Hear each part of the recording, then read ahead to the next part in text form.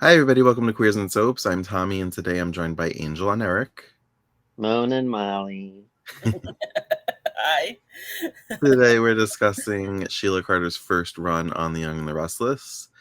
We're discussing a batch of clips that aired between July and early August 1991. So I'll roll the credits and we'll get right into it.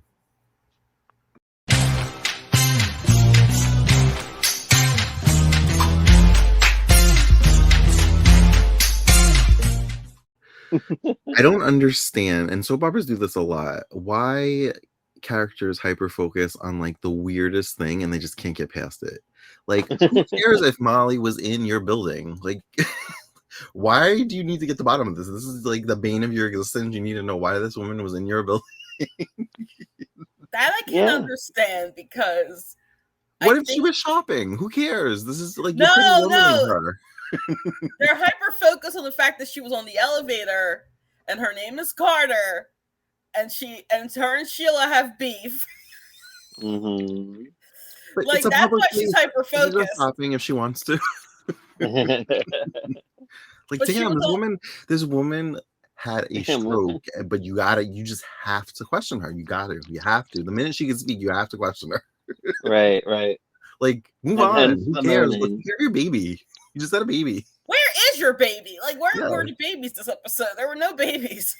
No. Yeah, I felt like nothing happened in this episode. And it was a long one. I forgot it was a longer edit. I was like, oh shit, I thought it was only going to be an hour. It was long, but seriously, it was like nothing. It was crazy. It wasn't. It was a lot of like Sheila like panicking and praying. Yeah. And like, it was, she's having this internal struggle. Like, she doesn't want her mom to die, but also she's like, bitch, don't say nothing. So, Lynn, my sweet Lynn. Yes. Still mooning over Paul. I love the way Eric just rolls his eyes over. Did she actually think that Paul was in her? She was going to take Paul was going to take her out, because there was a moment where she was at the doorway when he was calling the restaurant saying that he wanted a reservation for 2, and then after that, he goes out and she leaves a note that says, "I'll be right back in 45 minutes." Okay, so now it's all blurring together for me if this was the previous edit or this one. But at some point, they are at Gina's for her birthday, so... Yeah, he was taking her out. Yeah, he did take her out for that, but we never saw it. No, we didn't see it. So she might have, like, this whole fantasy in her head that they're going to date now. I don't know. So dumb. Filler. And I know, I guess Lauren's not doing it on purpose, but I feel like she's just kind of like, oh, that's cute, and she's like all over Paul in front of her, which just makes her all sad. She's like, if I didn't love you. Somebody posted on Twitter a clip from like 1984 of Lauren like trying to embarrass Tracy at a pool party. I saw it. I was like, Lauren, you bitch, you. She's such a bitch. A real bitch. Why do you think I'm Team Sheila? You like killer. Nobody's mean to my Tracy. Oh, I love Tracy. Love Tracy. So Molly Carter has to have, I guess, brain surgery.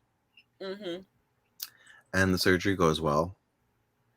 And Sheila like wants to run into the room right away, and the nurse is like, no. They're like, you're a nurse, you can't be in here or whatever, but she forces her way in. Mm-hmm. And her mom woke up pretty quick, considering she had brain surgery. Yeah, she did. And the horror in her eyes when Sheila was the first thing she saw. Like, that's her daughter. Well, I think she knows that something's going to happen to her. I don't think she's like, I don't know if my daughter's going to kill me or what. Like, she's just scared and can't talk. Like, what do you do? She's killing it with the eye looks. Like, yeah, I was going to say that, like, the actress is doing such a good job with this, with like the moaning and the even eyes, Lauren, eyes. Like, she has such big eyes. Lauren in the one scene, she's like, I don't like how she's looking at me. Yeah, she's so paranoid. She's just like, I feel like she's even like shouting at her. The woman can't even speak. She's like, stop looking at me! Don't do that! Stop looking at me like that! Seriously. She's having a conversation with herself, like her mom's just like silently judging her. So funny. So this might actually be like Sheila's like mental break. Her If she guilt. didn't have one already. Yep. Like, and I feel like they're trying to convey that with her like looking, Sheila like just looking tired and like pale, like she hasn't slept. Yeah. And she's saying it's because she's worried about her mother, but it's because she doesn't want her mother to talk. Right. Don't speak, mother. So yeah, so the doctor is like trying to get her to speak, and hence Eric's name, Moaning Molly. She's just kind of like, meh. No, it's so sad. I felt really bad for her. Yeah. He tries to get her to like squeeze his hand, blink. She doesn't blink. But with her, I don't know if this matters. Her left hand, I think she's able to like squeeze her finger or something like that. But he just wants her to rest. He doesn't want to like tire her out by doing too much too soon. And Sheila's just kind of like pacing in front of her bed. Yeah. And then like going back to Lauren and Paul, trying to figure out why she was in the building. Like, I was even getting frustrated with the dialogue. Like, shut up. Like, why was she in the elevator? He tells Lynn, find out why she was in the elevator and what floor she was going to. And then they're like going floor by floor.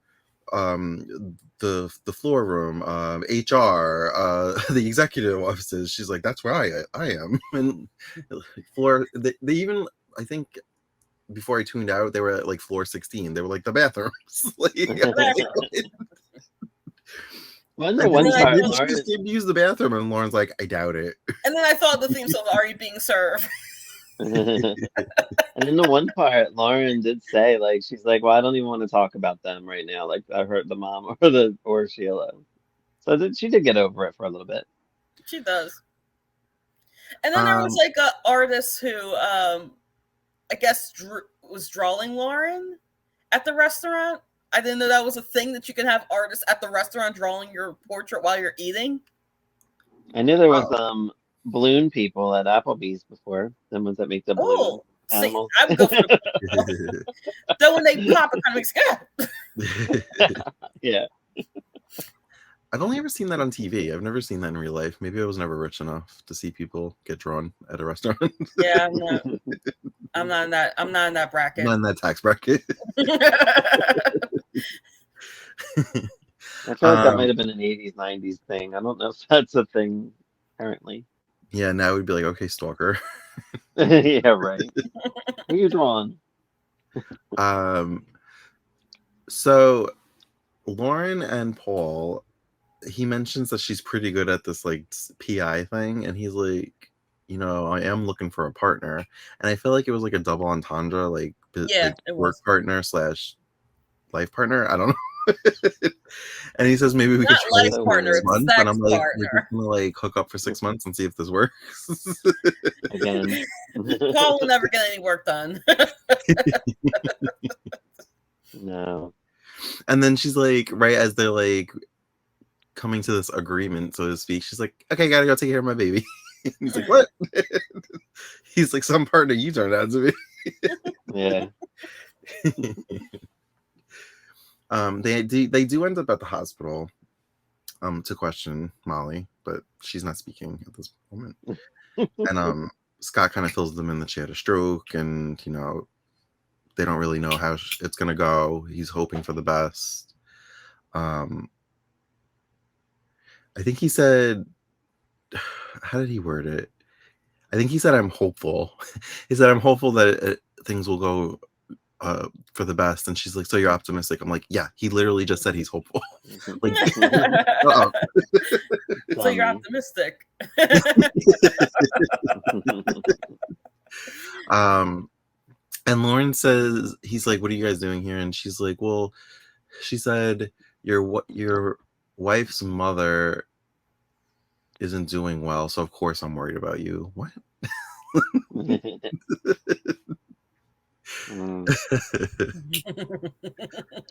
Like, no, that's not how, like, what? That's not how divorce works. No, No. It's supposed to like sever ties. That's how the As far as you works. guys know, there's no children involved, so it should be a clean split. There really is no children involved because they got switched. Like, as far as you guys know, you don't have children together, so like you should just be like out of each other's lives. Yeah. General City is such a small, rich town. Yeah. Was there anything you guys wanted to mention? Well, yeah, so the whole time, what is it? Sheila wanted to get her mom put in a nursing home at first they talked about, but When then she she was said like, that, oh I wait, laughed because I thought about last time we talked, and I was like, Sheila just wants to like ship her to another hospital, like get her out of here. right. And then she's like, oh wait, if she goes to a nursing home, she could talk to people. So then Yeah. she wanted to get her committed to like a sanitarium, I guess, like so she'd be in one room. So she said to I think that guy John, the lawyer dude, John Silva. Silva. that she wanted them to be like she tried to kill herself, so she should be like taken care of. And then since John's like, well, that can't possibly happen. So then she's swaying Scott to do the other thing. What was it? Move her into the she wants her apartment. home in the apartment. Yeah. And I'm like, I like how adamant Scott was. He's like, she can't be in the apartment. It's not big enough. I'm like, dude, give it a minute. Like he's just like, we can't. We gotta look for a new apartment. She won't fit. I'm like, what the fuck? So how many bedrooms are in that apartment? Is it just 2? I think it looks like two. a decent size apartment. It looks like a decent Like- size. Yeah. Like you could Yes. put a bed in the living room temporarily if you like. I don't know. It just seems silly. It's probably a 2-bedroom apartment, and he's probably thinking, well, if Sheila and I are in one room and the baby's in the other, And the like, we baby's don't in have the room for other. another person. But at that age, you could always keep the baby in the bedroom with the parents Yeah, at that age. Yeah. while you look for a bigger place. Like, it's not like a rush. Yeah, right. He's like, I gotta look for a new apartment like now. She's like, and then she said something like financially. I'm like, you're a nurse and he's a doctor. Oh, Where's the now financial problem? finances are an issue. She paid like Right. 20 grand for a baby from the black market Right, Yeah, right, on a nurse's salary. right. Isn't he a doctor? Don't doctors make a lot of money? I'm Right. not Yeah, in that tax bracket. yeah. They could easily afford a little bit bigger of an apartment. So. Right. Yeah, because like Especially at that time. Especially with 2 incomes. She's a nurse. Well, no. Yeah, She's not yeah. on. She's on leave. She's not bringing in any income. Yeah, but if That's you're not on the episode, leave, she's on you get Oh, paid. it is the 90s. You They get didn't have paid. paid leave back then. No, you get paid leave. Yeah, you did. If you had a Wait, is baby, she on paid leave, or is she on FMLA? That's the question I want to know.